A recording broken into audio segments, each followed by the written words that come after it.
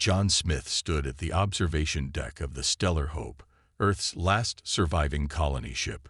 Through the reinforced glass, he watched as the alien fleet approached, their ships dark and menacing against the backdrop of stars. His hands gripped the railing tightly, knuckles turning white. The fate of humanity rested on the decisions he would make in the next few hours. "Captain, they're hailing us again," Sarah Chen, his communications officer, reported from her station. Her voice remained steady despite the tension filling the bridge. "Put them through," John ordered, straightening his uniform. The large view screen flickered to life, revealing the crystalline face of the Orcs commander. Its faceted eyes gleamed with what John had learned to recognize as contempt. "Human vessel," the alien's translated voice crackled through the speakers. "Your species has been judged unworthy of galactic citizenship. Surrender now, and we will make your extinction painless." John felt a familiar anger rising in his chest, but kept his expression neutral.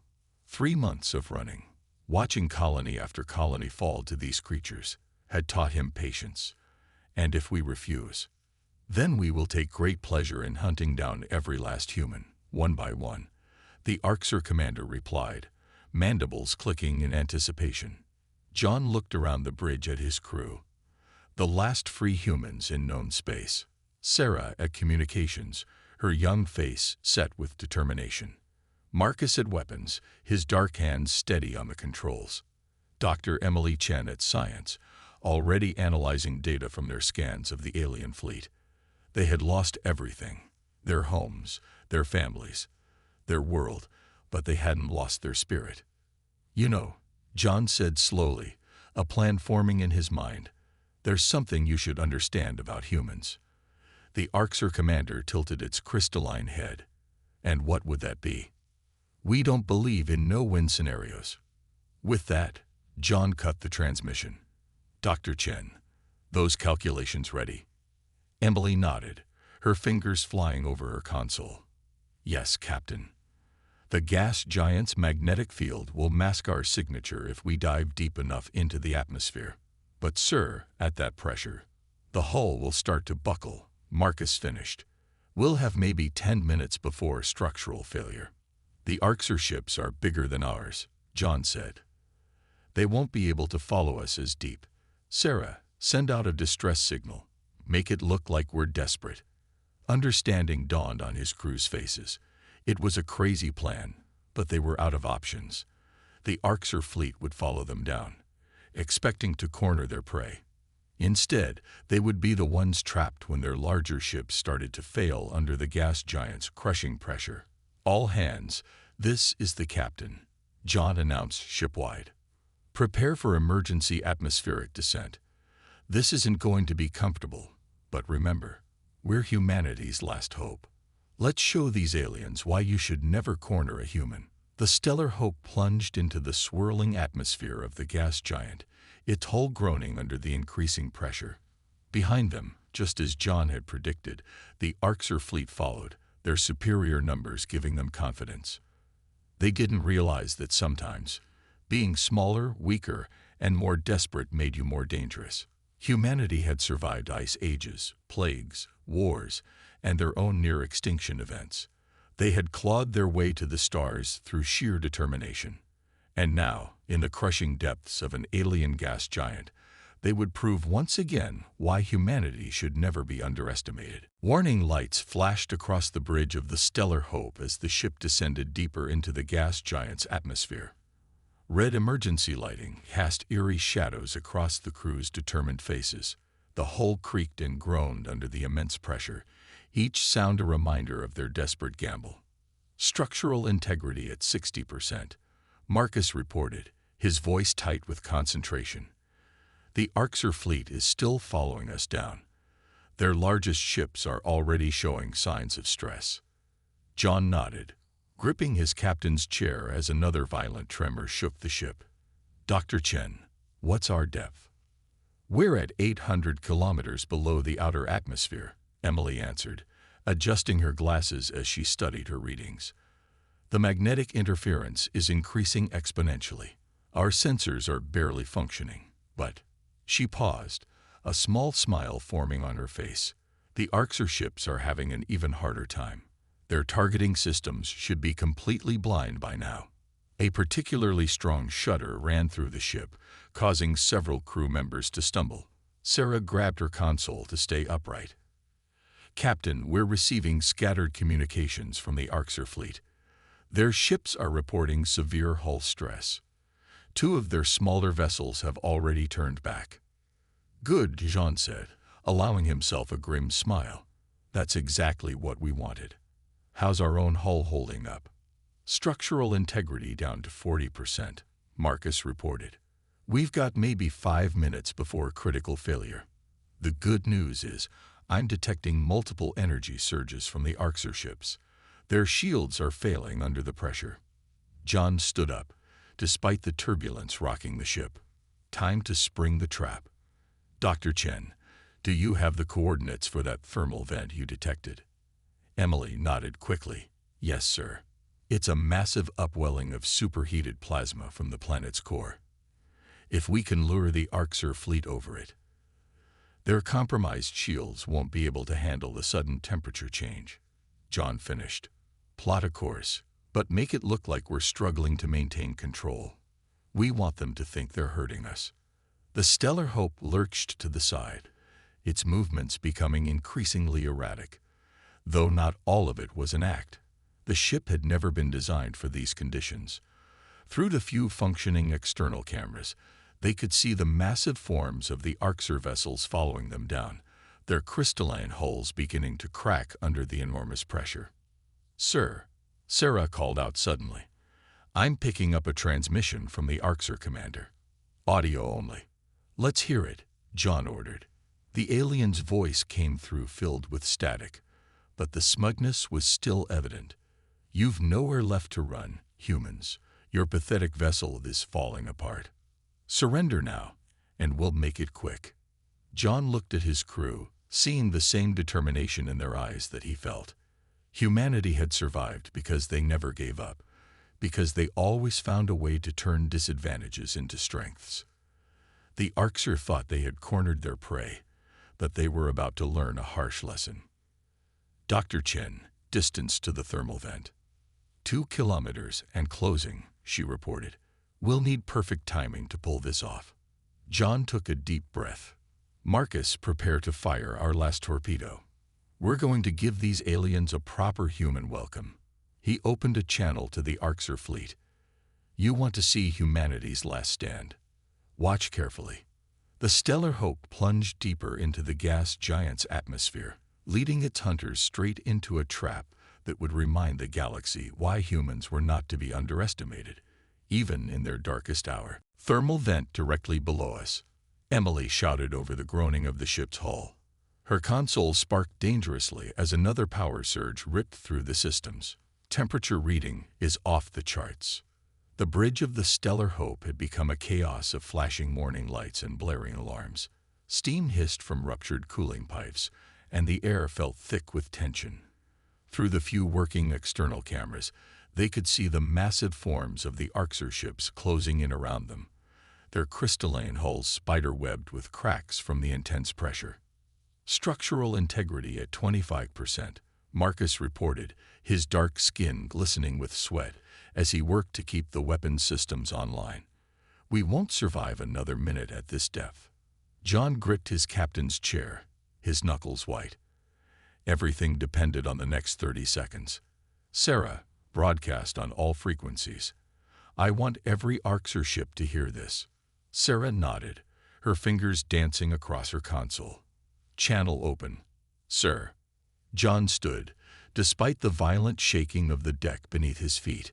"Arxer Command, I want to thank you for following us down here.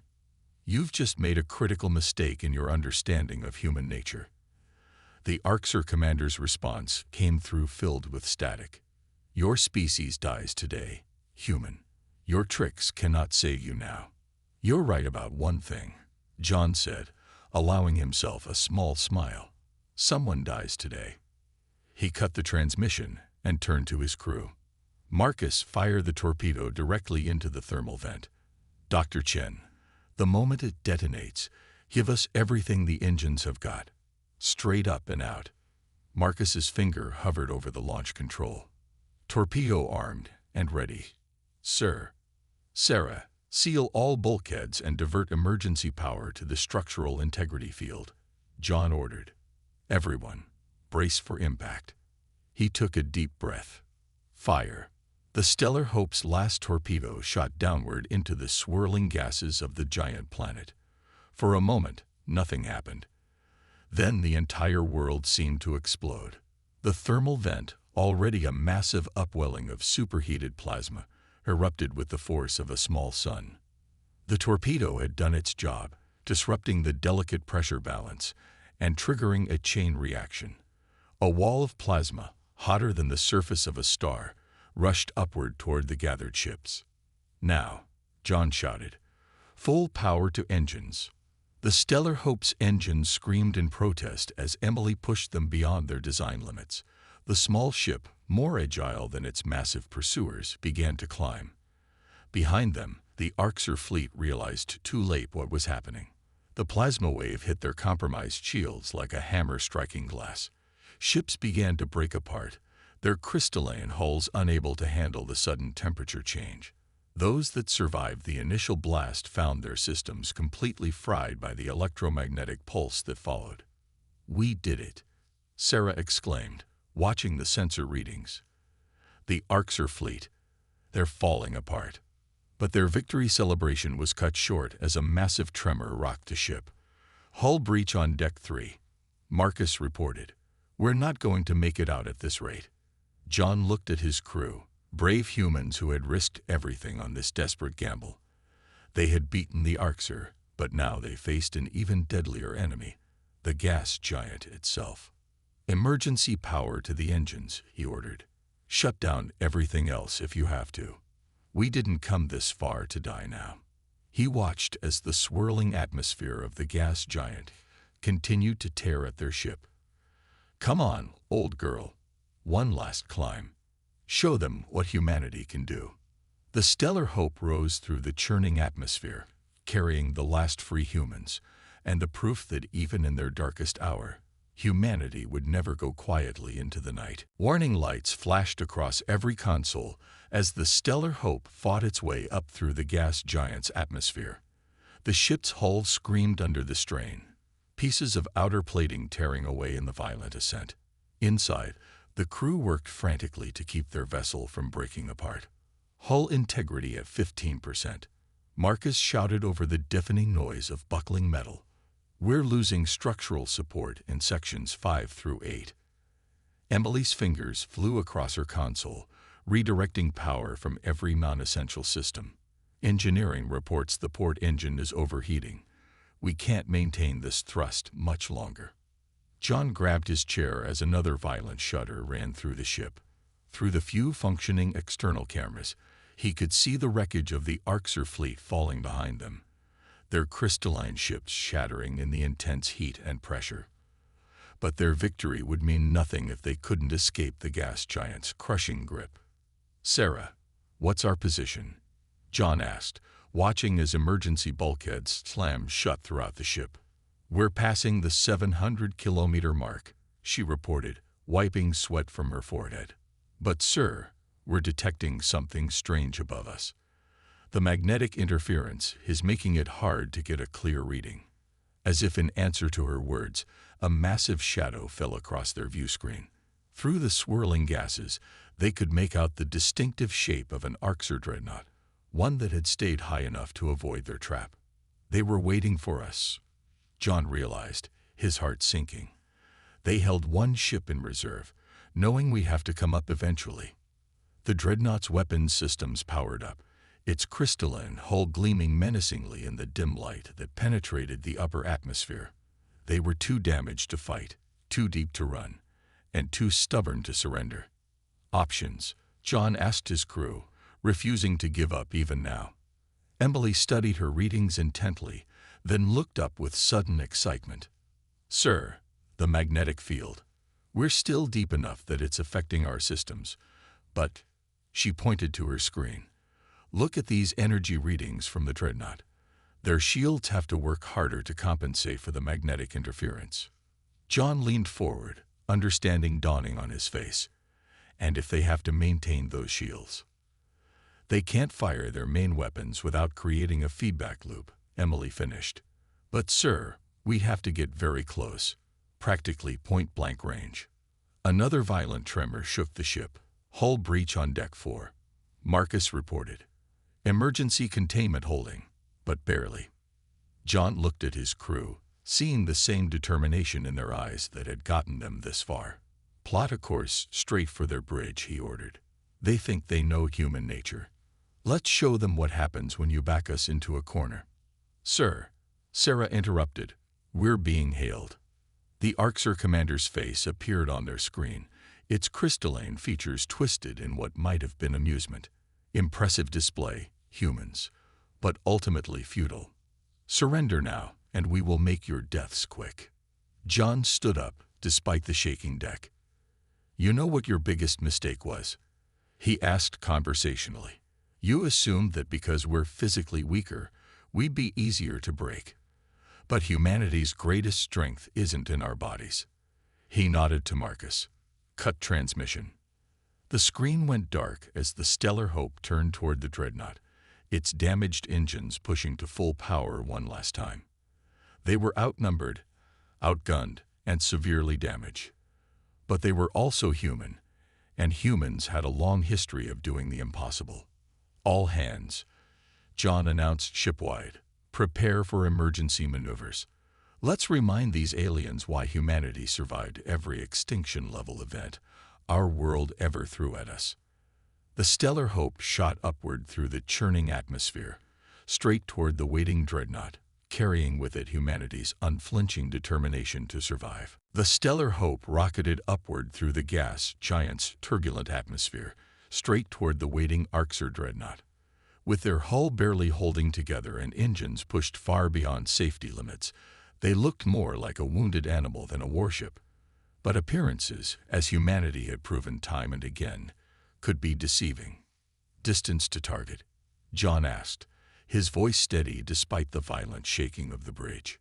20 kilometers and closing, Emily reported. Their shields are at maximum power, trying to compensate for the magnetic interference. Energy readings are off the charts. Marcus worked furiously at his console, rerouting power from failed systems. We've got multiple hull breaches on the lower decks. Emergency containment fields are failing. One good hit, and we'll break apart. We won't give them the chance to shoot, John said, watching the massive dreadnought grow larger on their view screen. Sarah, open a channel to all decks. Channel open, sir. John took a deep breath. All hands, this is the captain. What we're about to do goes against every rule of space combat and common sense. But then again, humanity didn't get this far by following the rules. He smiled grimly. Brace for impact in 30 seconds. The Orcs dreadnought loomed before them, its crystalline surface reflecting the dim light of the gas giant. Energy readings showed its weapons powering up, but just as Emily had predicted, they couldn't fire without compromising their shields against the magnetic interference. They're trying to lock onto us with tractor beams. Sarah called out. Perfect, John replied. That means they'll have to draw even more power to their shields. Dr. Chen, status of their power grid. Emily's eyes widened as she read her instruments. Sir, their power distribution network is showing signs of strain. The magnetic field is forcing them to maintain shield strength unevenly across their hull. Target their weakest shield section, John ordered. Marcus, divert all remaining power to our structural integrity field. We're going to need it. The distance closed rapidly. 10 kilometers. 5. 3. The Orcs dreadnought filled their entire view now, its massive bulk making the Stellar Hope look tiny in comparison. Sir, Sarah's voice was tense. They're hailing us again. Ignore them, John said. They're just realizing what we're about to do. At the last possible moment, John gave the order they'd all been waiting for. Now, full power to forward shields and ran them right at their weakest point. The Stellar Hope, already traveling at dangerous speed, slammed into the dreadnought's shields. For a moment, it seemed like they would bounce off harmlessly. Then physics took over. The dreadnought's already strained shields, trying to compensate for both the magnetic interference and the physical impact, began to fluctuate. The power surge they'd been counting on ripped through the alien ship's systems like a tidal wave. "Their shields are collapsing," Emily shouted triumphantly. "The feedback is overloading their main power grid." Through the view screen, they watched as sections of the massive ship went dark, its crystalline structure beginning to crack under the strain of its own failing systems. But their victory came at a cost. "Multiple hull breaches," Marcus reported. "We're losing power to engines. That collision took out what was left of our structural integrity." John gripped his chair as the ship began to spin out of control. They'd succeeded in crippling the dreadnought, but now both ships were caught in the gas giant's upper atmosphere, being pulled back down toward its crushing depths. "Emergency power to stabilizers," John ordered. "We need to break free before gravity pulls us both down." The crew of the Stellar Hope fought with their dying ship, refusing to let this be their final moment. They had come too far, survived too much, to fail now. Above them, the crippled Orcs dreadnought began its fatal plunge back into the atmosphere, while they struggled to escape both the planet's pull and the debris from the dying alien vessel. Alarms blared throughout the Stellar Hope as the ship tumbled through the gas giant's upper atmosphere. Below them, the massive Orcs dreadnought was breaking apart, its crystalline hull shattering as it plunged back into the crushing depths. Pieces of debris pelted their already damaged ship like meteorites. "Main power grid is offline," Marcus shouted over the cacophony of failing systems, switching to emergency batteries. Sarah worked frantically at her console, trying to maintain communications between the ship's surviving sections. "We've lost contact with engineering. Life support is failing on decks 3 through 6. John watched as red warning indicators spread across the ship's diagnostic display like a virus. They had defeated the Orcs, but their victory would mean nothing if they couldn't escape the gas giant's gravitational pull. "Dr. Chen," he called out, "give me something. There has to be a way out of this." Emily's fingers flew across her console, running calculations even as sparks showered from overhead panels. "Sir, I have an idea, but it's crazy even by our standards." "Those are my favorite kind," John replied, holding onto his chair as another violent tremor shook the bridge. "What do you have in mind?" "The dreadnought's power core is going critical," she explained quickly. "When it explodes, it'll create a massive upward surge in the atmosphere. If we time it right, we might be able to ride the shockwave out." Marcus looked up from his station, eyes wide. "That's suicide. Our hull can barely hold together as it is." "We're dead anyway if we don't try," John said. He hit the shipwide comm. "All hands, this is the captain. Secure all stations and brace for extreme turbulence. This is going to get rough." Through the view screen, they watched as the Orcs dreadnought continued its death spiral. Its once beautiful crystalline surface was now a web of cracks, internal explosions visible through the fractures. The massive ship's power core was destabilizing, just as Emily had predicted. "How long until detonation?"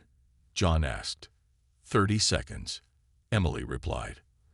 "But sir, we need to be directly above it when it goes. The shockwave has to hit us just right." John nodded to Marcus. "Get us in position. Use whatever power we have left."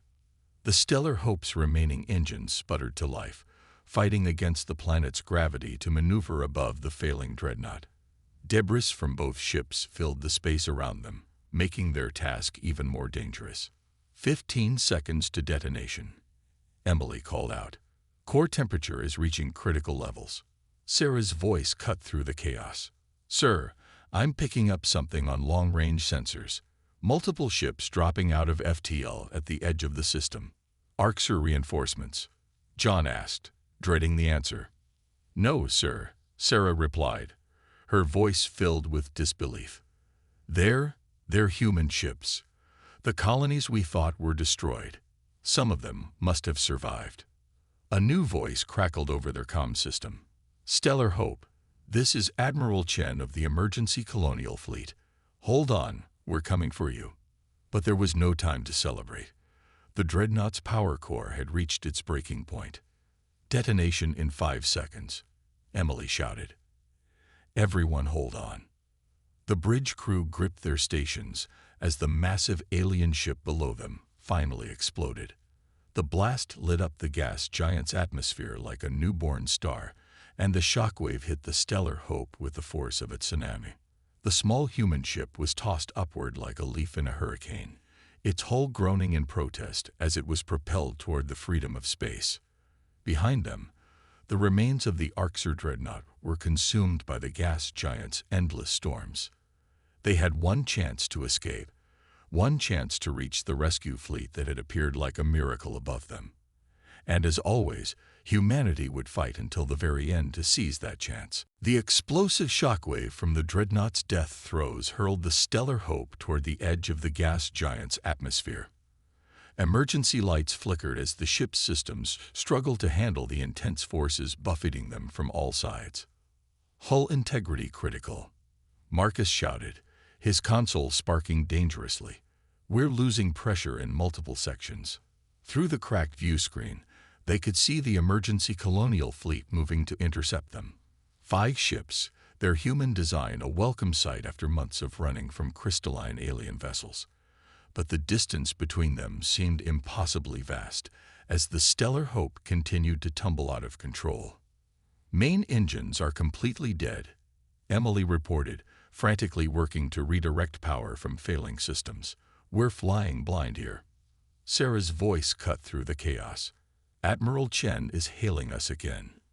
Put her through, John ordered, holding onto his chair as another violent tremor shook the bridge. Captain Smith. Admiral Chen's voice crackled over the damaged comm system. We're tracking your trajectory. Your ship's structural integrity won't last another 5 minutes. We're launching rescue shuttles now.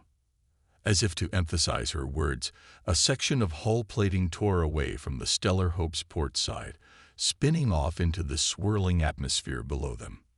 Negative, Admiral, John replied, watching as more warning lights spread across his command display. We're tumbling too fast for a safe shuttle transfer. Any rescue craft that gets close will be torn apart. There was a pause before Admiral Chen responded. Then we'll have to try something else. Dr. Chen, is that really you on their science station? Emily looked up in surprise. Mom, I thought I recognized those crazy calculations of yours. The Admiral's voice softened slightly. Listen carefully. We're going to establish a magnetic tether between our ships, but we'll need you to modify your field generators to match our frequency. Emily was already moving, her fingers flying across her console. The field generators are damaged, but I think I can reroute power from life support. We're not going to need it if this doesn't work anyway. John watched as his crew worked with renewed energy. The appearance of the rescue fleet had given them hope, but hope alone wouldn't save them from the physics of their situation. 2 minutes until total structural failure, Marcus reported grimly. Whatever we're going to do, we need to do it fast. Through the view screen, they could see energy beams extending from the rescue fleet's lead ship, reaching out toward them like glowing lifelines. Emily's modifications to their field generators created answering beams from the Stellar Hope, the 2 energy patterns trying to synchronize despite the chaotic conditions. Almost there, Emily muttered, making micro-adjustments to the field strength. Just need to. Got it. The ship shuddered as the magnetic tether took hold, gradually slowing their wild tumble. But the stress on their already damaged hull was enormous. Hull breach on the bridge. Sarah called out as a seam in the ceiling began to split open. The sound of escaping air filled the command center. Emergency force fields engaging, Marcus reported, though his tone made it clear he didn't expect them to hold. 50 seconds until we can start reeling you in. Admiral Chen's voice came through, tight with tension. Just hold on a little longer. John looked at his crew. Emily still working her console despite the tears in her eyes from finding her mother alive. Marcus dividing power between emergency systems with surgical precision. Sarah maintaining communications even as her station sparked and smoked. They had survived everything the Orcs had thrown at them. They had outlasted their enemies' best attempts to destroy them. They had proven why humanity should never be underestimated. Now they just had to survive 50 more seconds. All hands, John announced ship-wide, his voice steady despite the chaos around them. Hold fast. Humanity didn't come this far to fail now. The magnetic tether connecting the Stellar Hope to the rescue fleet glowed like a lifeline in the darkness of space. But with each passing second, more pieces of the damaged ship broke away, scattered by the violent forces still trying to tear them apart. 30 seconds until they can start pulling us in, Sarah reported, her voice barely audible over the sound of escaping air from the bridge's hull breach. The emergency force field flickered ominously above them. "Mom," Emily called through the comm system, her hands never stopping their work at her console. "How did you survive?" "We saw the colonies fall." "Not all of them," Admiral Chen replied, her voice filled with pride. "When the Orcs attacked, some of us remembered humanity's oldest survival strategy. We played dead. Let them think they'd won while we gathered our strength." A violent tremor shook the bridge, and another section of hull plating tore away. Marcus's console erupted in sparks. "Force field power dropping. We're losing containment." John hit the ship-wide comm. "All hands. Emergency suits on now." He turned to his bridge crew. "Get your helmets sealed. If that force field fails." He was cut off by a massive shudder that ran through the entire ship. Through the view screen, they could see one of their primary support struts finally giving way under the strain. "The magnetic tether isn't holding," Emily shouted, her fingers flying across her console. "The structural damage is too severe.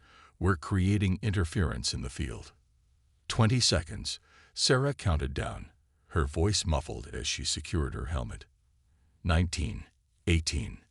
Admiral Chen's voice came through their comms again. "Captain Smith, we're reading a power spike in your engine core.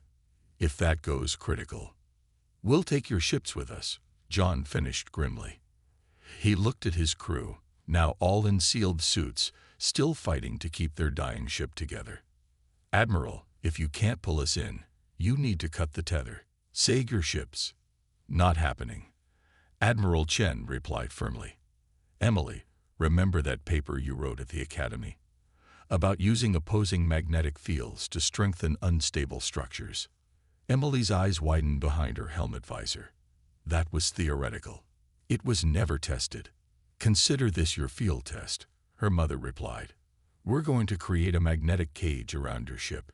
It won't hold long, but it might give us the time we need." The rescue fleet began to move, spreading out around the Stellar Hope in a precise formation. Energy beams shot out from each ship, intersecting around the damaged vessel like a web of light. 10 seconds, Sarah continued her count. 9, 8. "Magnetic cage is stabilizing," Emily reported, wonder in her voice. "Hull integrity, it's actually improving. The fields are helping hold us together." 5 seconds, Sarah called out. 4, 3. John watched as the rescue fleet's tractor beams engaged, slowly beginning to pull them to safety. But at that moment, a new alarm blared through the bridge. Multiple contacts dropping out of FTL.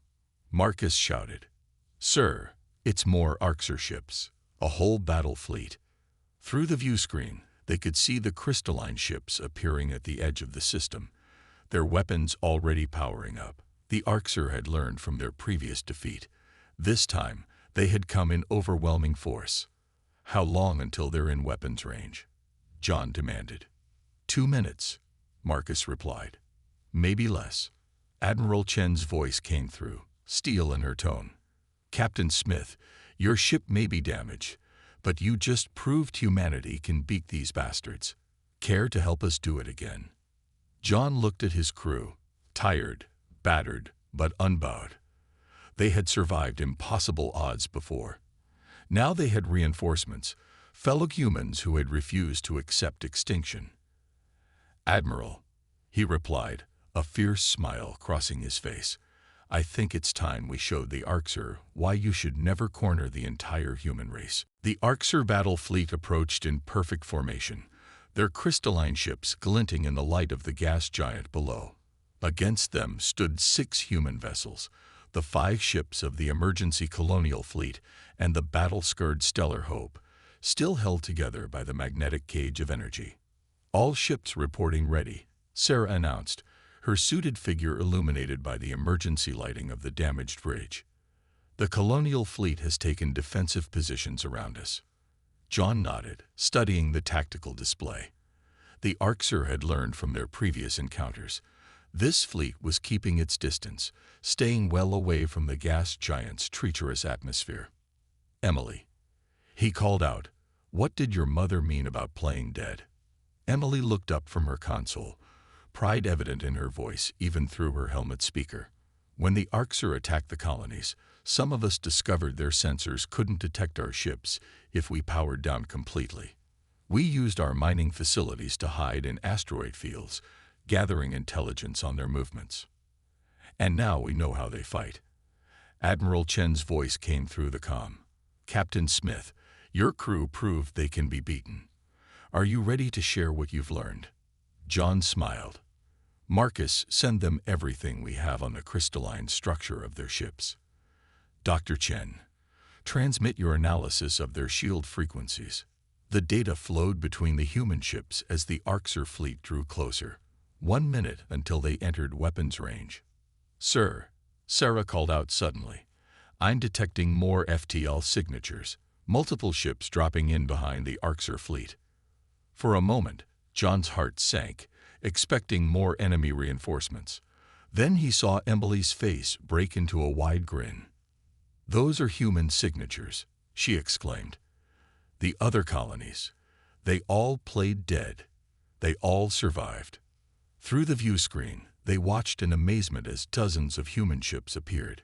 Mining vessels converted to warships, cargo haulers armed with makeshift weapons, and even a few preserved military vessels. Each represented a colony that had refused to die, waiting for the right moment to strike back.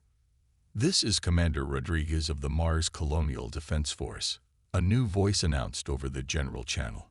"Sorry we're late to the party." "Better late than never," Admiral Chen replied. "All ships, battle formations.